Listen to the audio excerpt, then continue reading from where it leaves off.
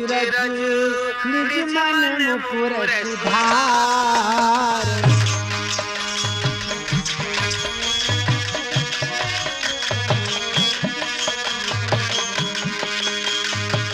वरुण रघुवर विमल यश जो दायक फल चार।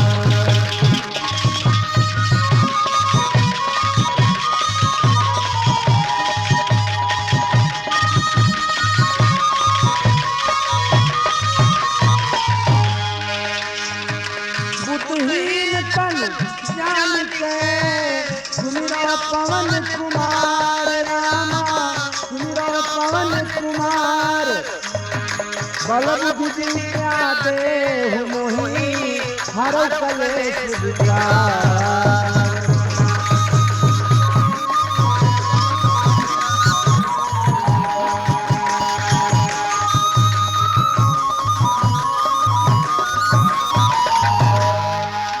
बोलिए हनुमंत लाल की, बोलिए श्री रामचंद्र भगवान की। हाँ तो हमारे श्रोता बंधु, मैं राठौर कैसेट के माध्यम से आप लोगों के समक्ष ये सीता की खोज नामक कथा प्रस्तुत करने का प्रयास कर रहा हूँ। मुझे पूर्ण विश्वास है कि आप लोग इस सीता की खोज को राठौर कैसेट के माध्यम से सुनकर मेरा उत्साह जैसे बढ़ाते आए हैं वैसे ही बढ़ाते रहेंगे। सीता की खोज में आपको ये पावन गाथा सुनने को मिलेगी कि माँ जगत जननी जगदम्बिका जानकी का हरण किस प्रकार से होता है और किस प्रकार से प्रभु राम उनके वियोग में रोते हैं, वह किस प्रकार से वन में मारे मारे घूमते हैं अपनी जानकी को ढूंढने के लिए, और किस प्रकार से भक्तराज जटायु का उद्धार प्रभु राम के द्वारा होता है। ये समस्त कथा आपको राठौर कैसेट के माध्यम से सीता की खोज नामक कथा में सुनने को मिलेगी।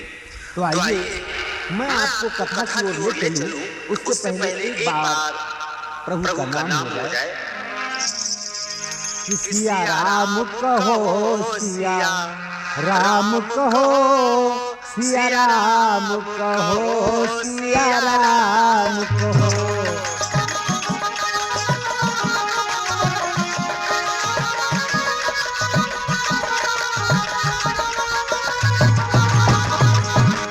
सिया राम कहो सिया राम कहो सिया राम कहो सिया राम कहो।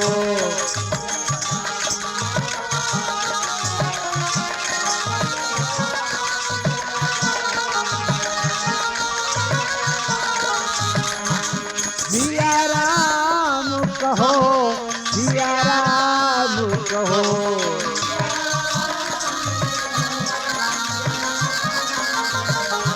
राधे श्याम कहो घन श्याम कहो।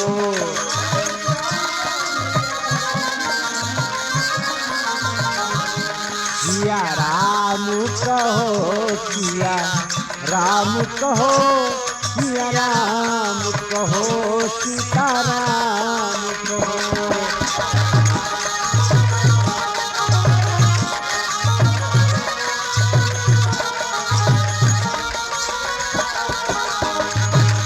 और क्यों कहो, किसी ने सवाल किया तो उत्तर मिला, गजग्राह लड़े जल के भीतर,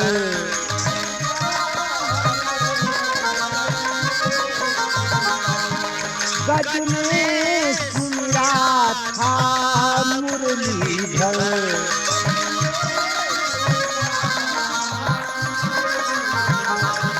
तब आने बचाया गज को था,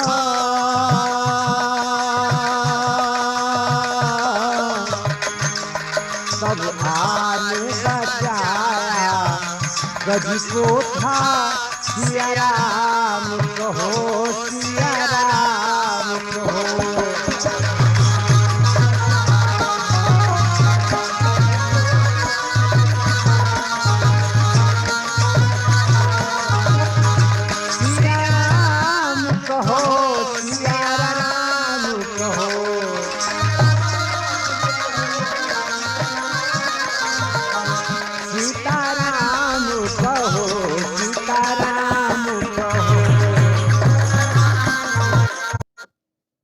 अंदर 13वां वर्ष लगा, तो ये 13वां वर्ष आज प्रभु राम के जीवन में 13 और 3 करने के लिए आ गया।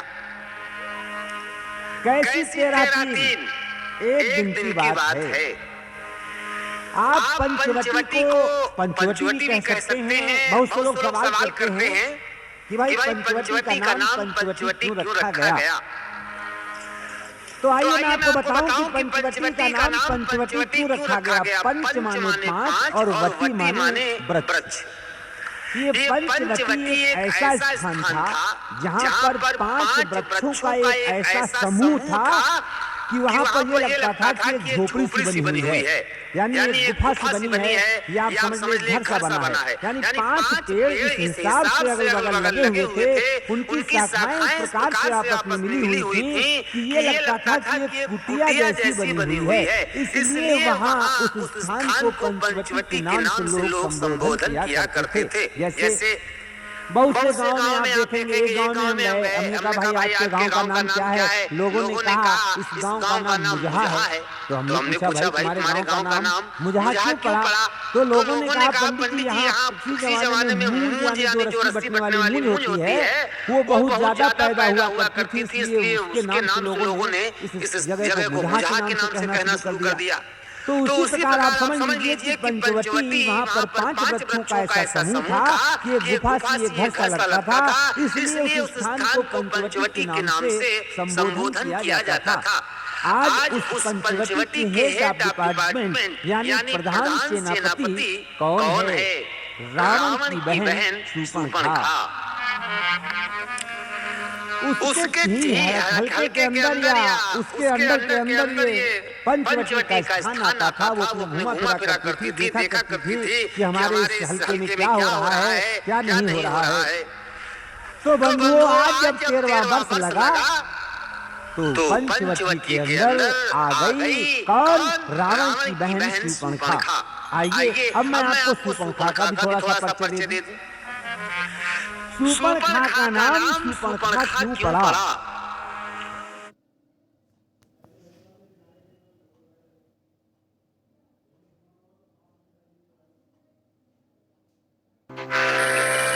Low risk equals low returns? Not always. Trading futures is options. Shurpanakha का नाम पहले शूर्पणखा नहीं था। लोग ऐसा अपने मन में विचार बनाते हैं कि शूर्पणखा बड़ी बदसूरत थी, बड़ी कुडौल थी, लेकिन ऐसा नहीं था। शूर्पणखा का शुद्ध नाम था स्वर्ण धन रेखा, यानी सोने की रेखा के समान चमकने वाली। जिस प्रकार से जिला हरदोई का नाम जहाँ का राजा हिरण्यकशिप था, वहाँ का नाम आज भी बताते हैं पुराने बुजुर्ग लोग कि हरदोई का नाम था हरि प्लस द्रोही, क्योंकि वहाँ का राजा हरि का द्रोही था, इसलिए लोग हरिद्रोही के नाम से कहा करते थे। युग बदला, हरिद्रोही से हरदोई हो गया, और युग बदला तो हरदोई लोग कहने लगे क्योंकि राम होता है। तो आज भी वही परंपरा चली आती है कि लोग राज शब्द का प्रयोग नहीं करते हैं। उसी प्रकार से शूर्पणखा का शुद्ध नाम था स्वर्ण रेखा, यानी सोने की रेखा के समान वो सुंदर थी। उसके पति का नाम था विद्युत, और विद्युत बड़ा ही चमत्कारी, बड़ा ही होनहार, बड़ा ही बलवान था। एक बार जब रावण के माध्यम से समाप्त हो गया विद्युत, शूर्पणखा को बड़ा दुख हुआ कि भैया एक बात बताओ कि जब तुमने हमारे पति का जीवन समाप्त कर दिया है, बिना पति के मेरा जीवन कैसे चलेगा? रावण ने कहा बहन जाओ, मैं तुमको यह आदेश देता हूँ कि तुम जीवन में जिसको भी अपना पति चुनना चाहो चुन लो, पसंद कर लो। मैं तुम्हें आदेश देता हूँ कि मैं अपनी सहमति से तुम्हारा विवाह उसके साथ कर दूंगी या कर दूंगा। तो बंधुओं आज जिसने ऐसा कहा, लेकिन शूर्पणखा ने भी एक संकल्प अपने हृदय में किया है कि भैया जिस प्रकार से तुमने हमारे पति का विनाश किया है, उसी प्रकार से मैं एक एक करके तुम्हारे राक्षस वंश का विनाश अवश्य करवा डालूंगी। मगर अब ऐसा कोई साथी नजर नहीं आ रहा है जो मदद करे शूर्पणखा को कि वो एक एक करके राक्षसों का विनाश कर डाले। तब तक शूर्पणखा को ये मालूम पड़ा कि राम ने भी ये प्रण किया है कि हम धरती से राक्षसों का विनाश कर डालेंगे। आइए देखिए, अब दोनों के विचार, दोनों का मत, दोनों का संकल्प एक है। शूर्पणखा ने विचार किया है कि मैं राक्षसों का विनाश करवाऊंगी, और राम ने जो है वो संकल्प किया है कि मैं राक्षसों का विनाश करूंगा। अब दोनों मत एक जगह इकट्ठा हो जाते हैं। तो देखिए आगे कहानी क्या हो रही है। शूर्पणखा जब प्रभु राम के पास में आई तो कहने लगी बड़े मीठे वचनों से, बोली मुझसी सुंदरी जग के मध्य न और।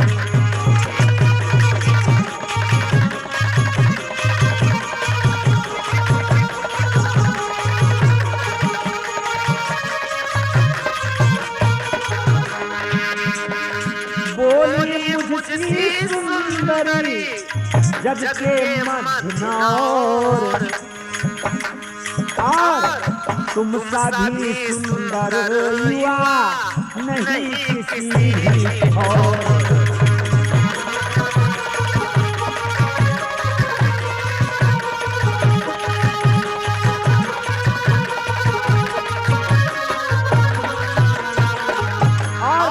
तुलसीदास कितना सुंदर लिख रहे हैं कि शूर्पणखा प्रभु राम से कहती है क्या कि तुम सम पुरुष नमो सम नारी।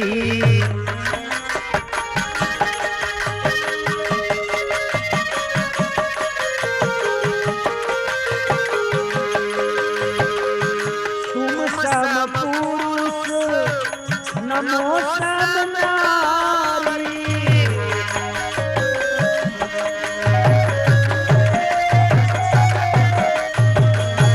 या संयोग,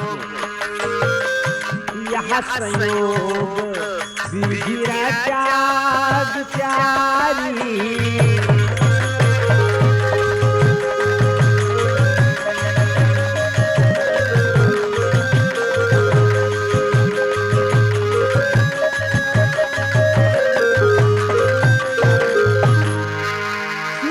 प्रभु राम से कह रही है क्या कि तुम सम पुरुष नमो सम नारी। हे प्रभु, यानी हे राम की ओर इशारा कर रही है कि हे बालक, हे युवराज, हे राजकुमार, तुम सम पुरुष नमो सम नारी। देखिए यहाँ तक शूर्पणखा प्रभु राम से बिल्कुल अपने जीवन की सत्य गाथा रख रही है। प्रभु राम से शूर्पणखा साफ साफ स्पष्ट शब्दों में बता रही है कि तुम भी विवाहित हो और हम भी विवाहित हैं। वो कैसे कि तुम सम पुरुष। बंधुओं याद रखो, पुरुष शब्द तभी लगता है जब व्यक्ति विवाहित होता है। तो आज शूर्पणखा स्पष्ट शब्दों में कह रही है कि राम तुम पुरुष हो, यानी तुम विवाहित हो, तुम्हारी पत्नी जानकी तुम्हारे पड़ोस में बैठी हुई है, और मैं कौन हूँ? मैं हूँ नारी। नारी शब्द भी प्रयोग किया जाता है जब विवाहित जीवन हो जाता है, यानी मैं नारी हूँ, मैं भी विवाहित हूँ और आप भी विवाहित हैं। तुम सम पुरुष नमो सम नारी या विधि, यानी प्रभु ने ये हमारा आपका जोड़ा बड़ा ही सुंदर बनाया है।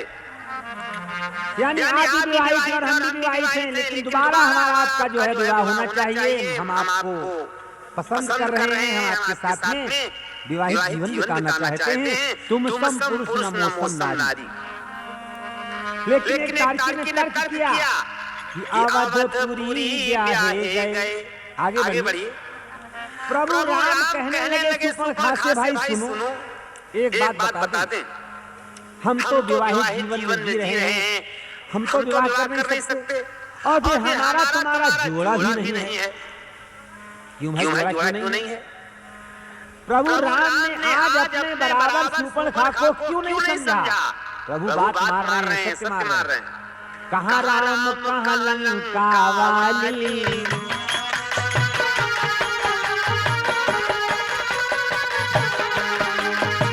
कहाँ राम कहाँ लंका वाली, कहाँ गंगा कहाँ गंदी नाली।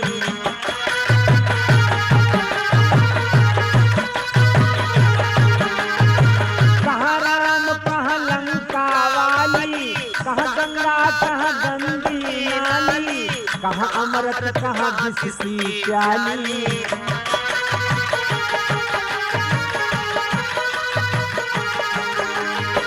कहाँ शंख की ताली, कहाँ शंख की ताली, तो कहाँ सोच तुलसी खिदारी, तुम सम पुरुष नारी।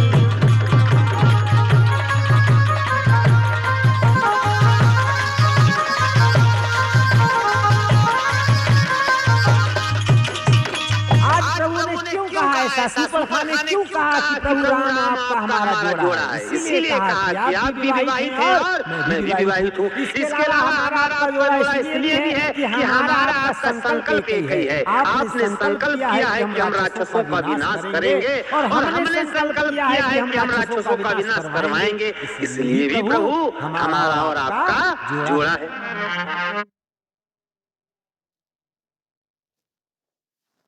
गोदावरी रिवर है आपको भरोसेमंद दोस्ती, जो आप आसानी से सेटअप कर सकते हैं। पाइए 99।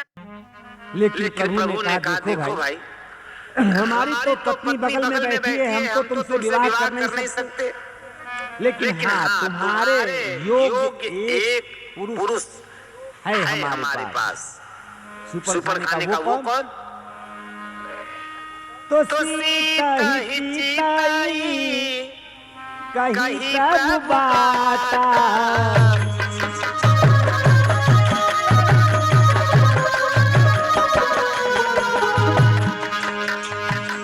कहीं सब बाता,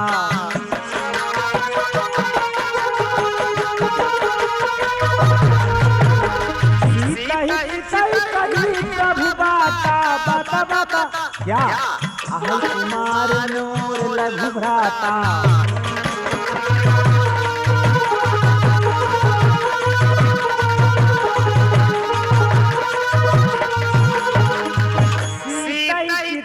कहीं प्रभु बाता, आहै कुमार मोर लघु भ्राता। फिर शंका करने शंका की यहाँ पर कि प्रभु राम ने अपने छोटे भाई लक्ष्मण को कुमार क्यों कहा, कुमारा क्यों बताया, जबकि अवधपुरी ब्याहे गए चारों राजकुमार। तब प्रभु क्यों मिथ्या कहो कि लक्ष्मण आहै कुमार, जबकि श्रोता बंधु आप सभी जानते हैं और प्रभु राम खुद जानते हैं कि जनकपुरी के अंदर चारों भाइयों का विवाह हो चुका है। राम की शादी सीता के साथ, लक्ष्मण की शादी सीता की चचेरी बहन उर्मिला के साथ, भरत की शादी मांडवी के साथ और शत्रुघ्न लाल की शादी कीर्ति के साथ जब हो चुकी है, तो प्रभु आज लक्ष्मण को कुंवारा क्यों बता रहे हैं? लेकिन ऐसी बात नहीं, प्रभु ने आज कुंवारा नहीं बताया, बल्कि प्रभु क्या कह रहे हैं, ऐसी शूर्पणखा जिस प्रकार से तुम विवाहित होकर भी अपने को कुमारी बता रही हो, तो उसी प्रकार विवाहित जीवन होने पर भी मेरे पास एक कुमारा मौजूद है। या आज प्रभु राम ये कह रहे हैं कि शूर्पणखा तुम अपने को बड़ा ही सुंदर समझ रही हो, मगर शायद तुमको नहीं मालूम कि मेरा भाई तुमसे कई लाख गुना सुंदर है। और कितना सुंदर है मालूम है? मेरा भाई इतना सुंदर है कि कुमार माने होता है खराब या फीका और मार माने होता है कामदेव। अब आप लोग जानना चाहेंगे कि भाई मार को कामदेव कैसे माना जा सकता है, तो आप ध्यान करें रामायण के अंदर सबसे पहले जिस समय देवर्षि नारद जी जा रहे हैं, वहाँ पर आया है शब्द मार चरित शंकर ही सुनाए।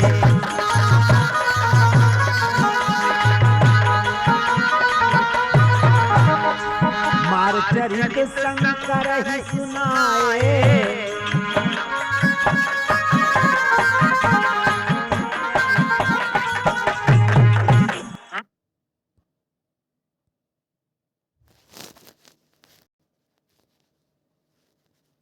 मार शब्द माने कामदेव। अरे भाई शूर्पणखा, तुम अपने को बड़ा ही सुंदर समझती हो, लेकिन शायद तुम्हें नहीं मालूम कि मेरा भाई इतना सुंदर है कि जिसके आगे कामदेव भी फीके पड़ते हैं, फीके लगते हैं। इसलिए तुम्हारा उसका जोड़ा है, और उसके अलावा तुम्हारा उसका जोड़ा एक कारणवश और भी है। शूर्पणखा ने सर्वप्रथम बताया है, बाबा गोस्वामी तुलसीदास जी बता रहे हैं कि शूर्पणखा कौन है। कौन है आप लोग भी जान लीजिए। शूर्पणखा रावण की बहनी,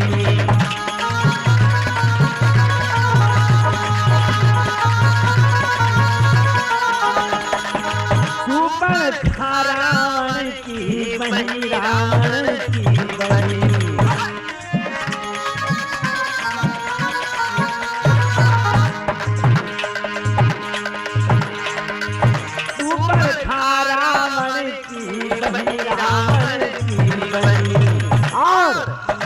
और सुन लो भैया राम सर, आप घड़ा बड़ा सुंदर बजाते हैं, मगर हमारी बात भी सुने। शूर्पणखा रावण की बहनी, रावण की बहनी। और कौन है? दुष्ट हृदय दारुणी की अहिनी।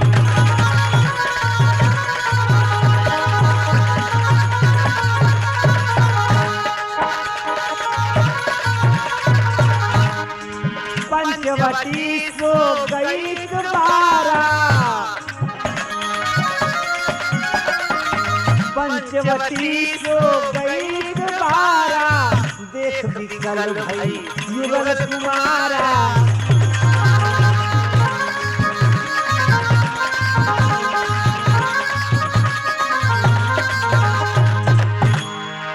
शूर्पणखा रावण की बहनी, नंबर 1 तो रावण की बहन है, लंकाधीश रावण की बहन।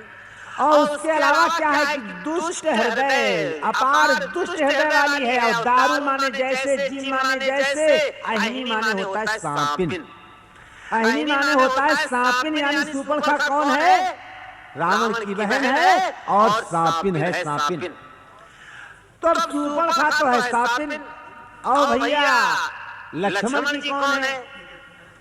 आप सभी जानते हैं, लक्ष्मण जी शेषावतार हैं, शेषनाग हैं, यानी इधर सांपिन है और उधर सांप है। तो अहि अहिनी, अरे संबंध विधाता, प्रभु राम जी को कह रहे हैं, हे शूर्पणखा, अहि अहिनी, अरे संबंध विधाता, इसीलिए आई कुमार मोर लघु भ्राता।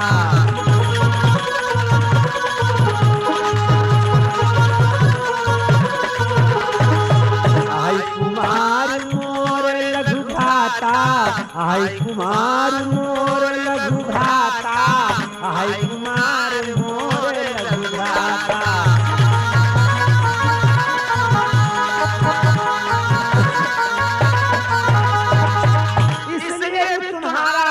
जोड़ा जो है बड़ा सुंदर है, इसलिए भाई ये सुंदरी तुम उन्हीं के पास जाओ। वो देखो लक्ष्मण खड़ा हुआ है, वहीं जाओ, उससे अपनी फरियाद सुनाओ। मैं तो फिर एक पत्नीधारी आदमी हूँ और मेरी पत्नी बगल में बैठी है, इसलिए मैं तुम्हारा कार्य पूरा नहीं कर सकता। हाँ, मेरे छोटे भाई लक्ष्मण के पास जाओ। शूर्पणखा ने कहा कोई बात नहीं, नहीं राम, तो लक्ष्मण के पास जाती हूँ। लक्ष्मण के पास पहुंची और कहने लगी, लक्ष्मण से बोली, मुझे देखो, अरे क्यों मंद मंद मुस्कुराते हो।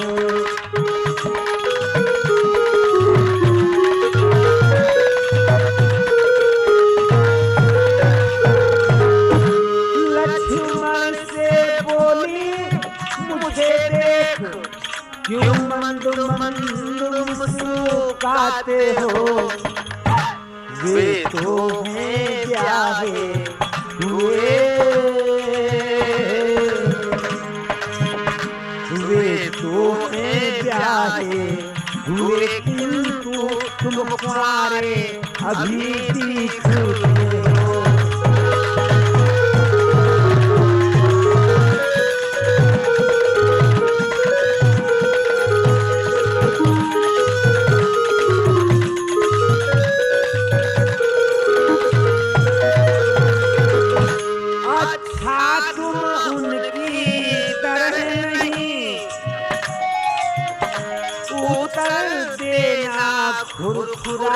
मुझे। तुम बने बनो मैं बनी बनूं, तुम बने बनो मैं बनी बनूं, यह जोड़ा भी कुछ बुरा नहीं।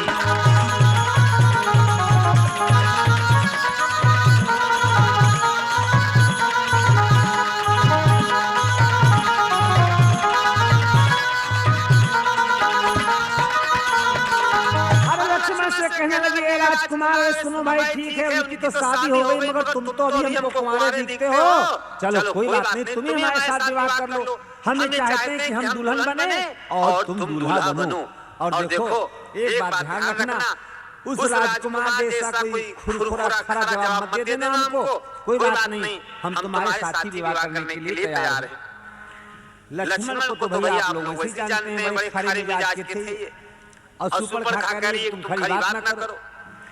उसकी बात को सुन करके लक्ष्मण जी का क्रोध तो असहनीय हो गया, लेकिन फिर भी आज क्रोध को दाब करके कहने लगे सुपर खा से, भैया लक्ष्मण, अरे बोले या बातें करने में, बोले या बातें करने में तुमको कुछ लाज न आती है।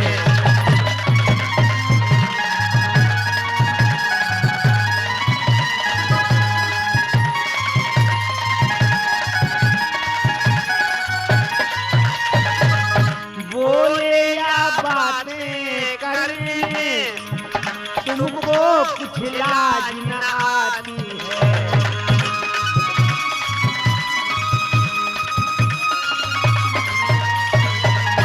बोले या बातें करने में, बोले या बातें करने में कुछ तुमको लाज न आती है।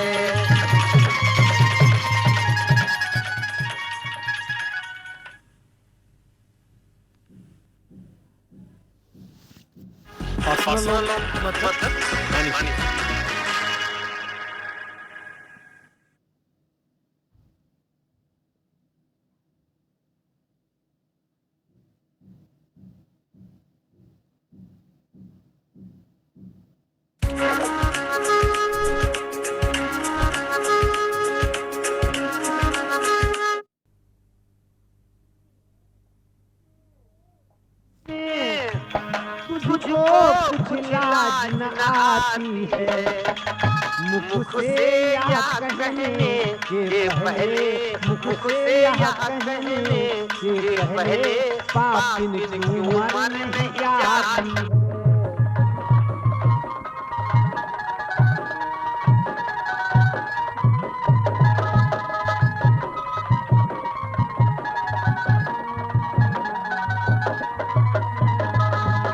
जीवन में हमने प्रथम बार इतनी निर्लज देखी लड़की है। दिवस आज का बड़ा अद्भुत सन्मुख आई ऐसी लड़की।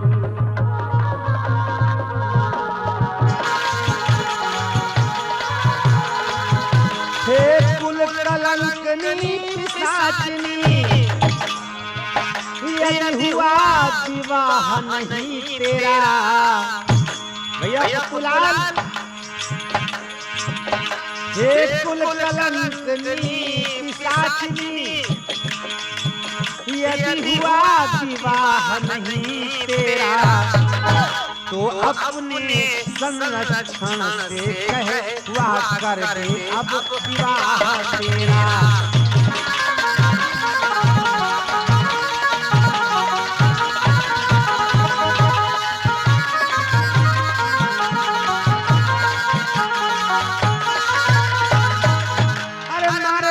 भैया लक्ष्मण आ गए, कहने लगे ऐ सुंदरी एक बात सुन ले, जीवन में प्रथम बार ऐसी निर्लज्ज और बेशरम लड़की मैंने अपने जीवन में देखी है। जा अपने पिता से कह दे या जो भी तेरे घर में तेरा सरपरस्त है उससे कह दे कि अगर तेरा विवाह नहीं हुआ है तो वो तेरा विवाह कर दे। और एक बात और बता दूं सुंदरी तुझे, देख मैं तेरे साथ में विवाह कैसे कर सकता हूँ। सुंदर सुनु में उनकर दासा, सुंदर सुनी में उनकर दासा, पराधीन नहीं तो रसुपासा।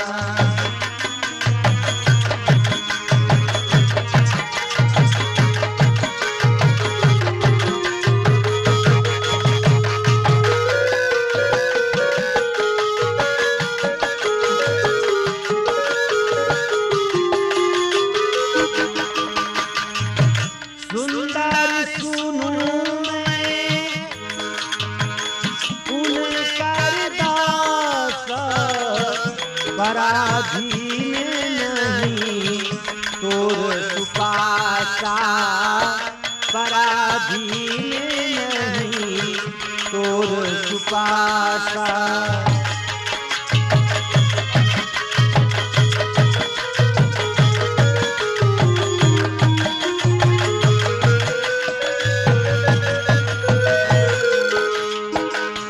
प्रभु समरथ को सलपुर राजा, प्रभु समरथ को सलपुर राजा, जो पूछ कर उन्हें सब खा जा।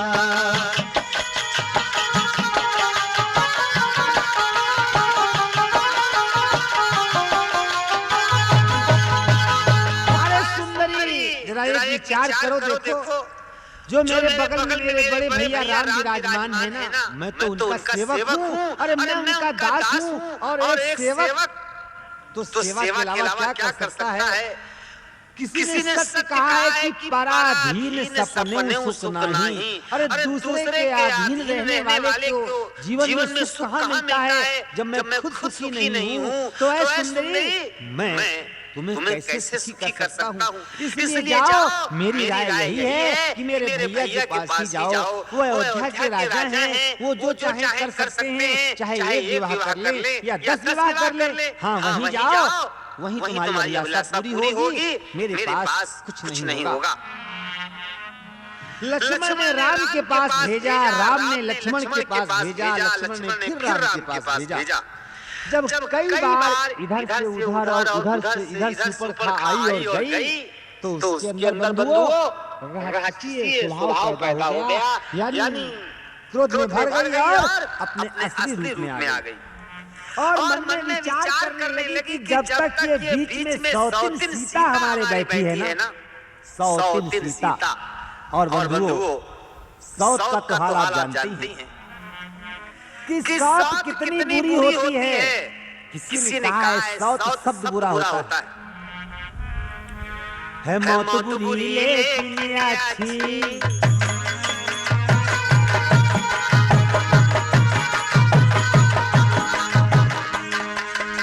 है मौत बुरी लेकिन अच्छी, एक ही बार तो आती है।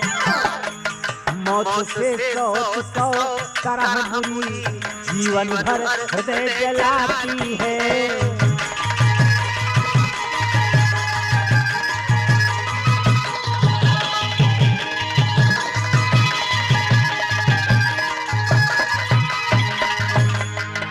जिस घर में भी दो नारी है, उसमें दो नानी बहनी है। जिस घर में भी दो नारी है, उसमें दो नानी बहती हैं, जो दोनों तरफ निकलती हैं, घर में एक भी न रहती हैं।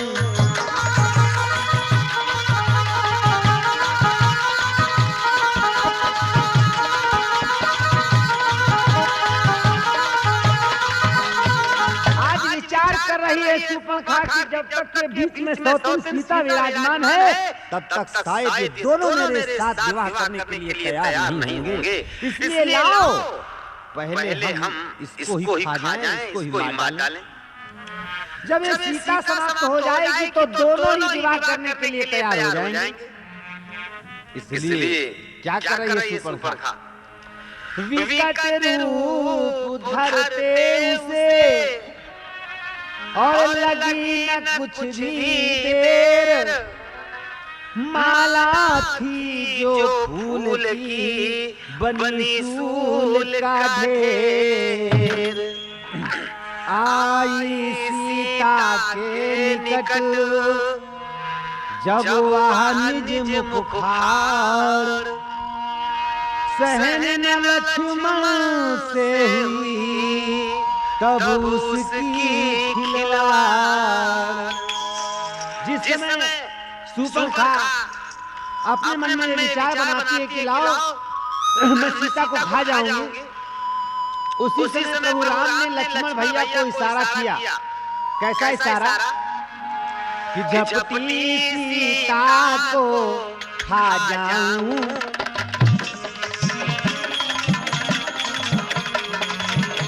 झपटी सीता को खा जाऊं, दे दिया है लक्ष्मण ने भाला।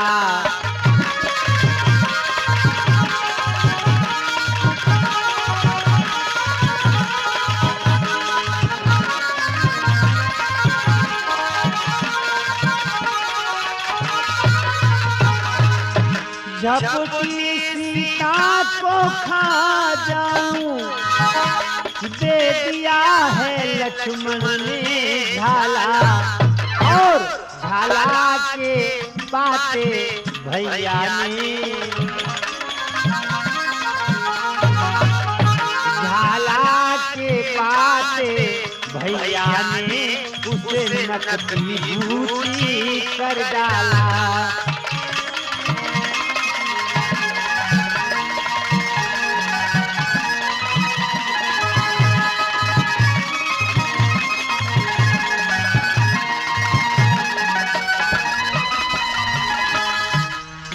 सीता पर झपटती है कि लाओ मैं सीता को खा जाऊं, प्रभु राम फौरन लक्ष्मण भैया को इशारा करते हैं और लक्ष्मण इशारा पाते ही वही करते हैं जो भैया राम की आज्ञा थी, यानी शूर्पणखा के नाक और कान काट डाले। बोलिए रामचंद्र भगवान की।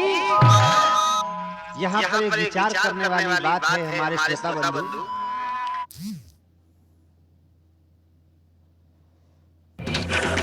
Say goodbye to glitches, hello to seamless. Angel One Super App for Smart Investing.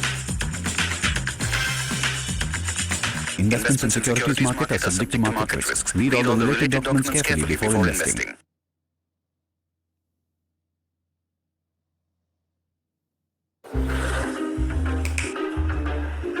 Last day FC submission को अभी तक लोन अप्रूव नहीं हुआ, तो अब क्या करें? कनाडा की आप चाय पीऊंगा, चाय ठंडी होने से पहले रेन पापा लोन मिल जाएगा। सपनों को रेन करो, मैं ड्रीम का करो। रेन करो, मेक लाइफ इजी।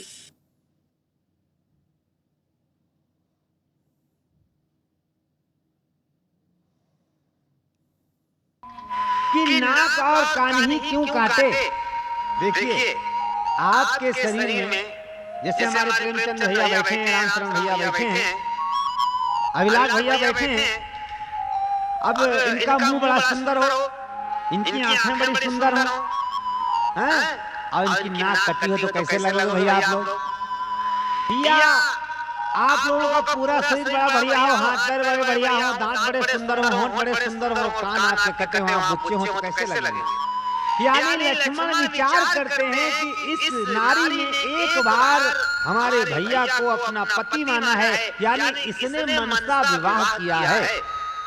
अब अगर ये और किसी के सामने भी यही जाकर कहती है कि तुम सम पुरुष नमोसम नारी, तो ये तो हमारे वंश पर एक कलंक वाली बात है ना।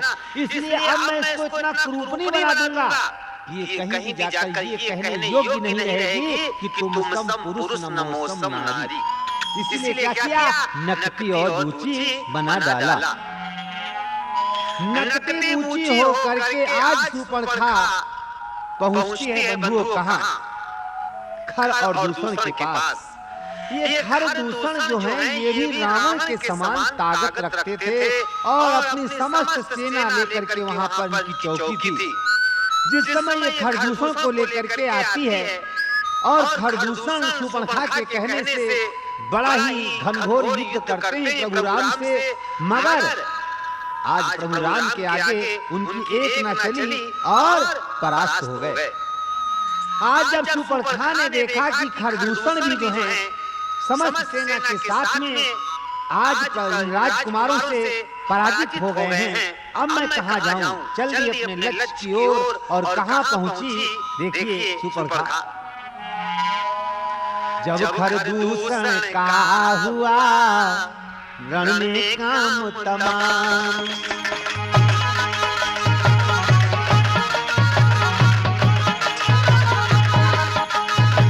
शूर्पणखा को फिर कहाँ पल भर भी बिछुड़ा।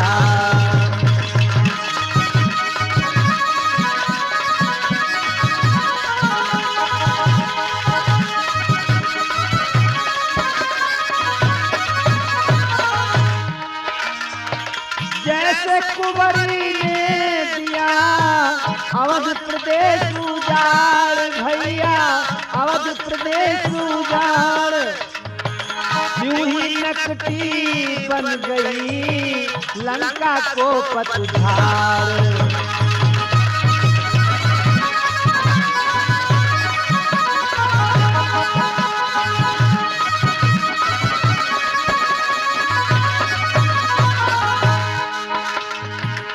झगड़े की जड़ बढ़ गई आगे को तत्काल, 10 कंधर की सभा में बोली होकर लाल।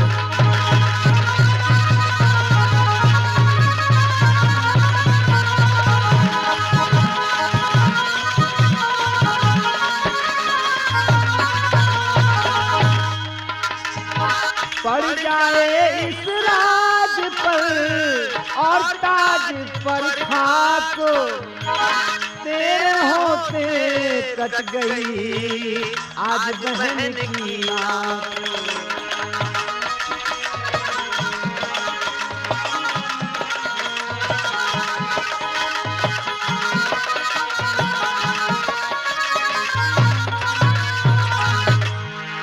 खरदूषण की समाप्ति के बाद में शूर्पणखा कहाँ पहुँचती है? अपने भैया रावण के भरे हुए दरबार में। या बंधु आप ऐसा कह लें, जैसे अयोध्या को कुंवरी ने उजाड़ डाला, वैसे ही आज शूर्पणखा रावण की लंका का विनाश लेकर बढ़ गई आगे।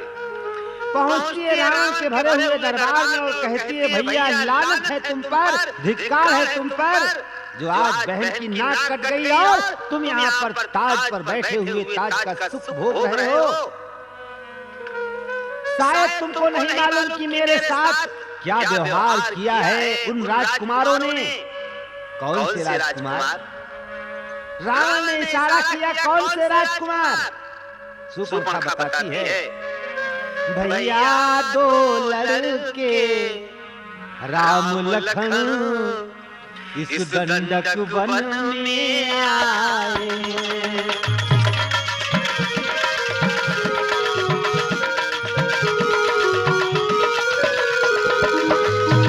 भैया 2 लड़के राम लखन इस दंडक वन में आए।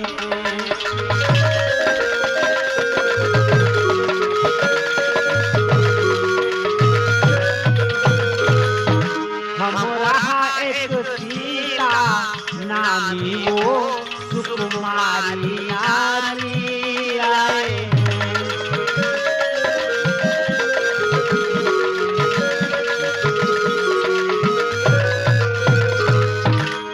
देखिए यहाँ पर भी एक शूर्पणखा चाल चल रही है श्रोता बंधुओं, कभी भी याद रखें, जब व्यक्ति अपने मन से हार जाता है तो संसार में फिर उसकी जीत नहीं हो सकती।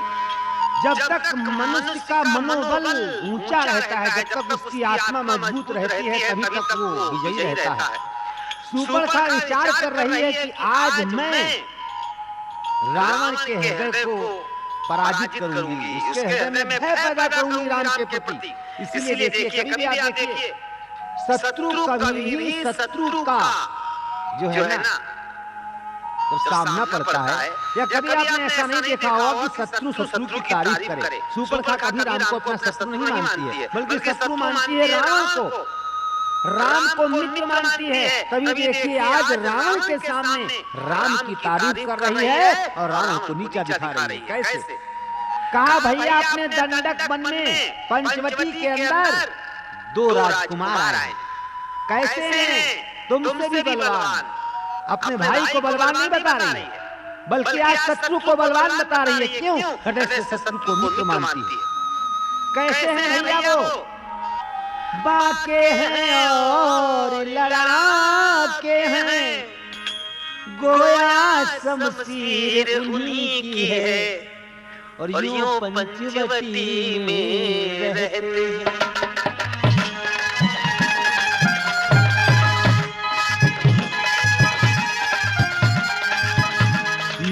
पंचवटी में रहते हैं, मानो जागीर उन्हीं की है।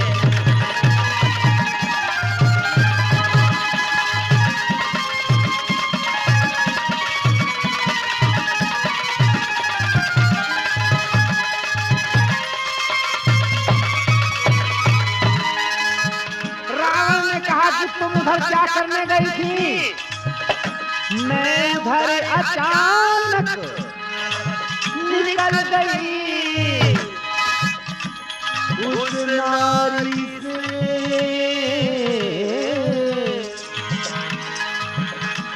नारी से मिलना चाहा।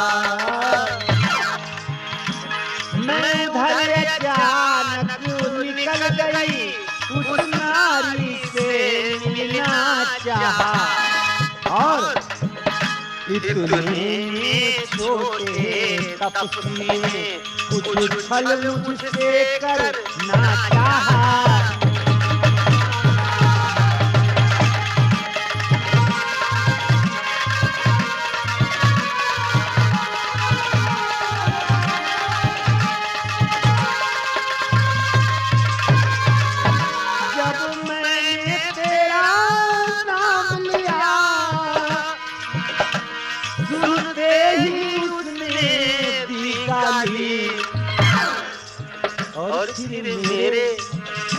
फिर मेरे कान कतर डाले और मेरी नाक काट डाली।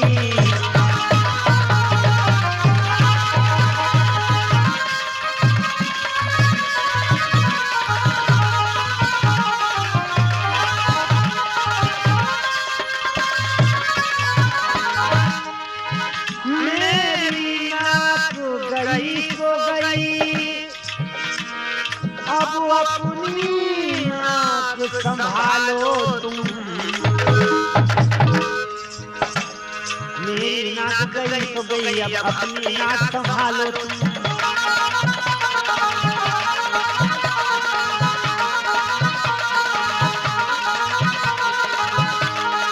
मेरी नाक गई तो गई, अब अपनी नाक संभालो तुम। जो जग में ऊंची नाक नहीं तो नकटा नाम धरा लो तुम।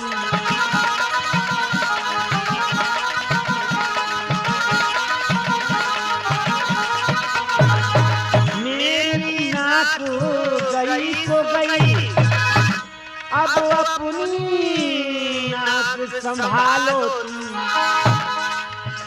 और भैया दशानन, जो जग में ऊंची नाक नहीं तो नकटा नाम धरा लो तुम।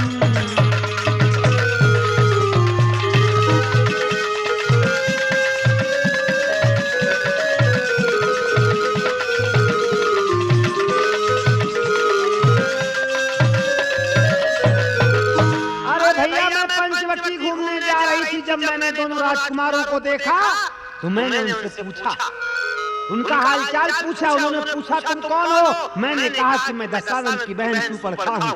पता नहीं क्या बात कि तुम्हारा नाम सुनते ही वो छोटा जो राजकुमार लक्ष्मण है ना, भड़क पड़ा मुझ पर। उसने 2-4 गालियां भी दी तुम्हारे नाम से और मेरे कान और मेरी नाक काट डाली। भैया मेरी नाक चली गई तो कोई बात नहीं, अरे अपनी नाक संभालो, और अगर नहीं संभाल सकते हो तो आज से अपना नाम नकटा रखा लो, नकटा। आ गया नाक में दम मेरा, नाकारे तेरी दुहाई है, भगनी की नहीं हंसी है ये, भाई की लोग हंसाई है। अरे मुझे क्या है भैया, मैं तो बहन हूँ, अपनी नाक संभालो, दशरथ कहलाते हो, लंका के राजा कहलाते हो। जब शूर्पणखा की ऐसी बातें सुनी तो राम को भी क्रोध आ गया।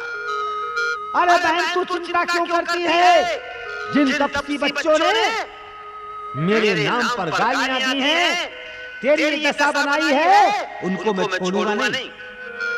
गम नाक न हो तुम उनकी भी मैं नाक नहीं अब रखूंगा।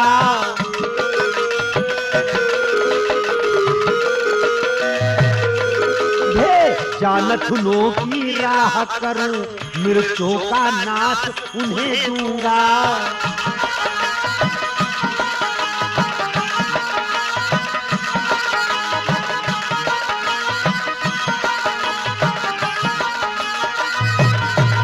नारी की नाक उड़ाने में होती है नाक नहीं ऊंची, अबला पर हाथ उठाने में उठती है धाक नहीं ऊंची।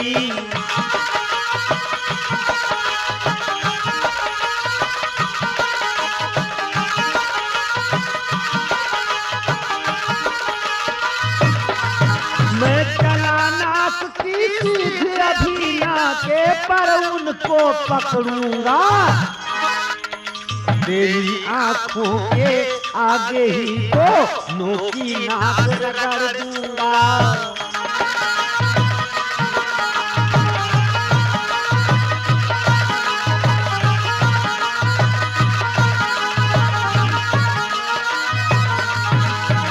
लेंगे तो नाक छेद उन्हें, उनको नकेल डलवा दूंगा।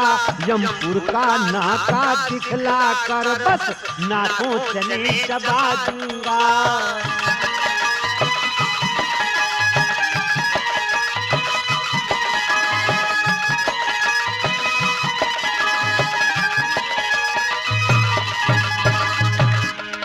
ये धराधाम पाताल नाक मेरे पिनाक से जीते हैं, भैंसे मेरे बाहे और बकरी बस एक घाट पानी पीते हैं।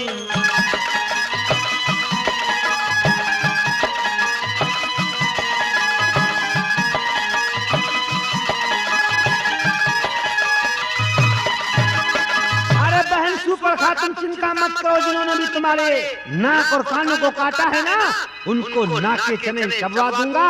और ऐसा नहीं कर सका तो मेरा नाम दशरथ नहीं। लेकिन बहना एक बात तो बताओ, क्या तुमने खरदूषण से नहीं कहा? क्या उन्होंने संग्राम नहीं किया? कहा भैया मैंने कहा उन्होंने घोर संग्राम किया, लेकिन बड़े अफसोस के साथ कहना पड़ रहा है कि खरदूषण भी उन तपस्वी बच्चों से मारे गए, समाप्त हो गए, उन्होंने भी अपना जीवन खो दिया। रावण एक मिनट के लिए कांप गया। क्या कहा बहन शूर्पणखा? खर और दूषण दोनों समाप्त हो गए। ओह, रावण अपने हृदय में विचार कर रहा है, तब तो समस्या बड़ी गंभीर है, क्योंकि रावण जानता है खरदूषण मो समबलवंता,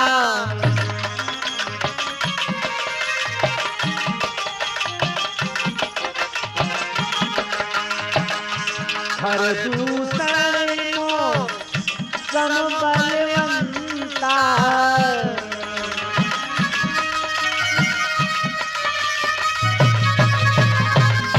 खरदूषण समबलवंता को उन्हें मारे बिन भगवंता।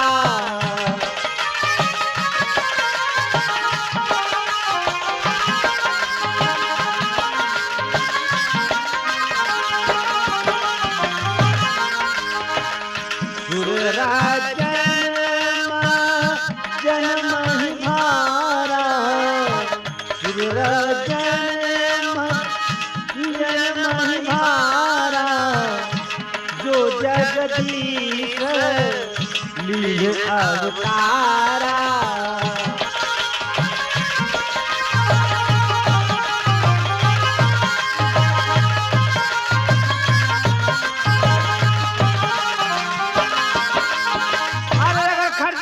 समाप्त हो गए, इसका मतलब संसार का अखंड ब्रह्मांड कोट जगदाधार प्रभु अवतरित हो गया है।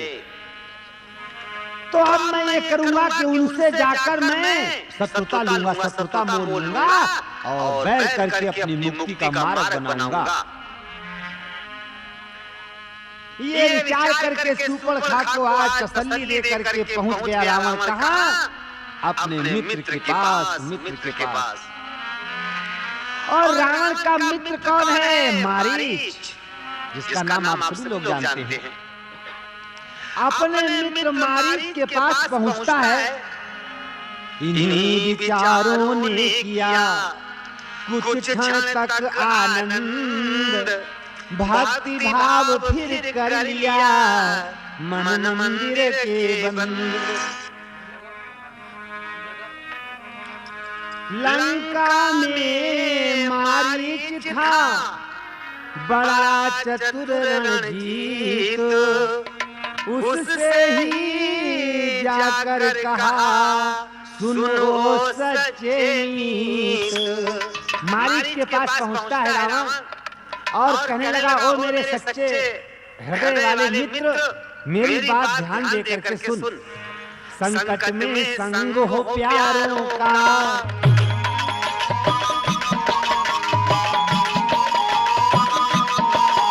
संकट में संग हो प्यारों का, अपने यारों का करम यही।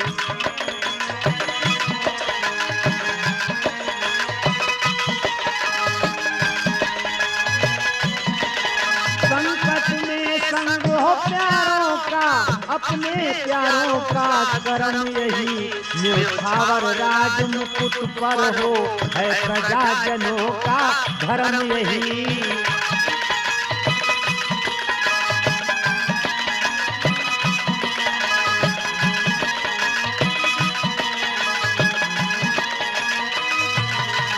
दो तपसी लड़कों ने मन में यह करनी बेहुदा की है। हर दूसर के सिरा के मारे नकदी सिर चूपन खाती है।